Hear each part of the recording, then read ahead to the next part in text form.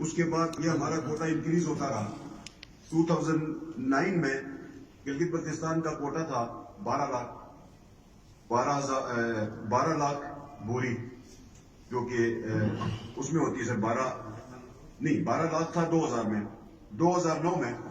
2009 میں یہ انہانس ہوا 12 لاکھ سے 15 لاکھ بوری ہو گئی. تو 2009 سے 2011 تک یہ 15 لاکھ رہا. یہ پیپلز پارٹی کی گورنمنٹ تھی. اور 2012 میں یہ 15 لاکھ بوری 20 لاکھ بوری مقرر ہوئی. 2012 میں 20 لاکھ بوری یہاں پہ مطلب سپلائی ہوتا رہا سر. پھر 2014 میں یہ جو 20 لاکھ بوری تھی اس میں سے 7 لاکھ بوری کم ہوئی. پہلی دفعہ انٹرم گورنمنٹ تھی فیڈرل گورنمنٹ میں 7 لاکھ بوری کی ریلیز کم کی گئی. کوٹے کو کے ساتھ نہیں چڑھا گیا. لیکن 2015 میں اس کی کوئی 13 لاکھ گلگت بلتستان کے لیے گندم کی بوریاں مقرر ہوئی. 13 لاکھ 2015 میں 2 لاکھ بوری کم ہو کے جو کہ پی ایم ایل این کی گورنمنٹ تھی 13 لاکھ گلگت بلتستان کے لیے سپلائی شروع ہوگی. اس کے بعد 2018 میں جا کے یہ 14 لاکھ 20 ہزار بوری ہمیں گلگت بلتستان کے لیے سپلائی ہونا شروع ہوئی. 2019 میں 14 لاکھ 80 ہزار بوری ہمیں گلگت بلتستان کو سپلائی ہوئی ہے اور یہاں پہ یوٹیلائز ہوئی ہے. اور 14 لاکھ 80 ہزار میں جو حالات ہمارے تھے وہ آپ کے سامنے ہیں. اب اس کو تھوڑا سا انالائز کرتے ہیں کہ 2009 میں ہمارے جو گلگت بلتستان کی آبادی تھی اور 2020 میں جو گلگت بلتستان کی آبادی ہے. آج 2020 میں ہم بیٹھے ہیں. گلگت بلتستان کی آبادی کے حساب سے ہمارے پاس جو گندم کے کوٹے کی لوکیشن ہے 15 لاکھ بوری. یہ مطلب اونٹ کے منہ میں زیرے کے مترادف. جو حالات اس وقت ہم فیلڈ میں مطلب ہم سمجھ رہے ہیں، جو لوگوں کے ساتھ جو تکلیف ہے، آج لوگوں کو گندم کی روٹی اور گندم کا دانہ میسر نہیں ہے. ہم سب اس ایوان میں بیٹھے ہیں. ہماری ذمہ داری ہے کہ ہم اس کے اوپر کوئی وائبل سولوشن کے اوپر آ جائے. ہم گلگت بلتستان کے لوگوں کو وہ گندم دے دیں جو ان کا حق ہے. اب تھوڑا سا آگے آ کے ای سی سی نے ایک ڈیسیژن کیا بیفور الیکشن 15 نومبر 2020 کو. ای سی سی کا ڈیسیژن میرے پاس موجود ہے جس کے اندر گلگت بلتستان کا کوٹا مقرر ہوا 16 لاکھ بوری. وہ 16 لاکھ بوری جب بیگس مقرر ہوئے 16 لاکھ، اس کی امپلیمنٹیشن بھی ہوئی. اور اس کی امپلیمنٹیشن جس طرح کی گئی کہ 3 دنوں کے اندر پاسکو سینٹر سے گندم کو سپلائی کرنا تھا گلگت بلتستان، اور 3 دنوں کے اندر سپلائی بھی شو کی گئی ہے، ظاہر کی گئی، اور گلگت بلتستان تک گندم کو سپلائی کیا گیا 1 لاکھ بوری.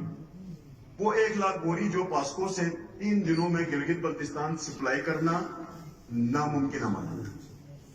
یہ جو 1 لاکھ بوری گلگت بلتستان منتقل ہوئی ہے، سپلائی ہوئی ہے، یہ اس وقت ہمیں یہ کہا جاتا ہے کہ 1 لاکھ بوری ہم آپ کے کوٹے سے کاٹیں گے. یہ 1 لاکھ بوری چوری ہوئی. یہ 1 لاکھ بوری کہاں سے آئی ہے اور کس طرح گلگت بلتستان پہنچی ہے؟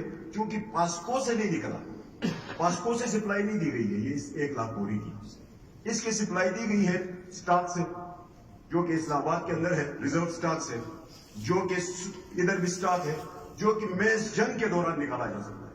اگر جنگ کی کیفیت ہو، ایمرجنسی نافذ ہو ملک میں، تو اس صورت میں اس سٹاک میں سے چیزوں کو نکالا جا سکتا ہے.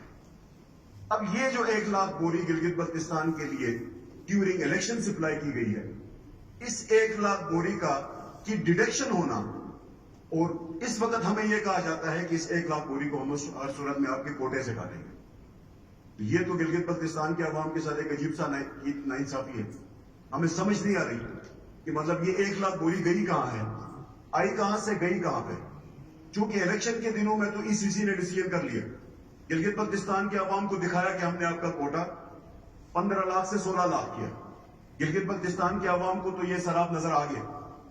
اس کے بعد اب یہ دوسرا لیٹر جو گلگت بلتستان کا کل کو آپ کی کیبنٹ میں پیش کیا گیا ہے، آپ کو 3 آپشن دیے گئے.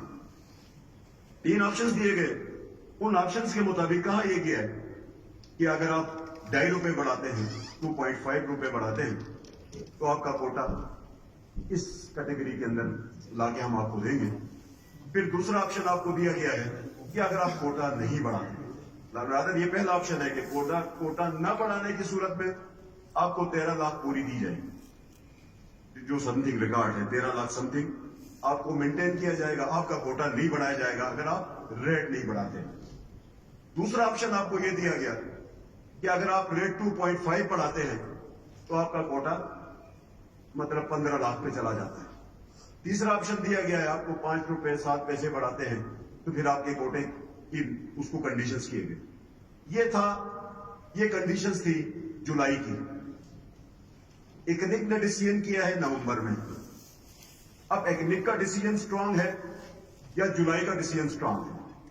अगर जुलाई का डिसीजन स्ट्रांग होता, अगर जुलाई का डिसीजन प्रैक्टिकेबल होता तो इकनिक ने डिसीजन क्यों किया?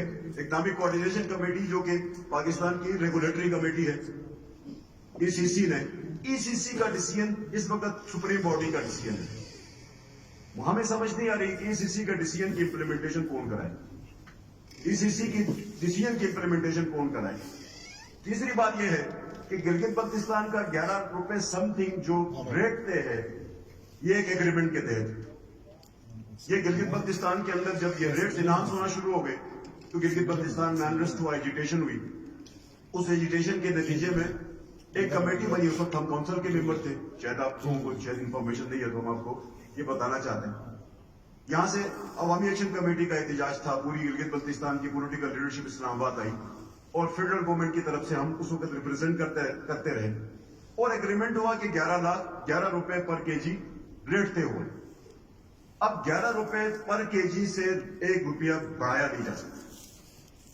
अगर ये 11 रुपए पर केजी से रेट बढ़ता है तो इसकी तमाम तर जिम्मेदारी जो है इस गवर्नमेंट के ऐवान के ऊपर होगी और हम आपको भी मोरद इल्जाम नहीं ठहराते इस पे। अगर आप बढ़ाना चाहते हैं आप बेशक बढ़ाएं, हम इसका इल्जाम आपको नहीं देंगे। हम आपके सहूलतकारों से बात करेंगे, आपसे बात नहीं करेंगे।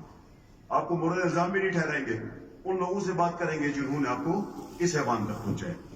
हम ये रिक्वेस्ट करते हैं कि 16 लाख बोरी गंदम का जो तयशुदा ईसीसी का डिसीजन है, इसकी इंप्लीमेंटेशन करने की जिम्मेदारी गवर्नमेंट बेंचेस की और 11 रुपए पर केजी गंदम को मेंटेन कराने की जिम्मेदारी भी हुकूमत के बेंचेस की।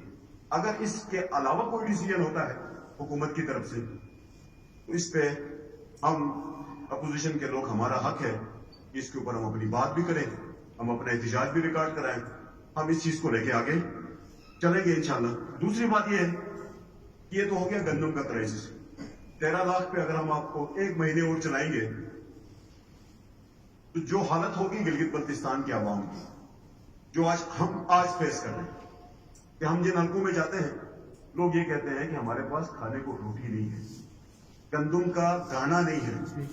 अब पूरे गिलगित बल्तिस्तान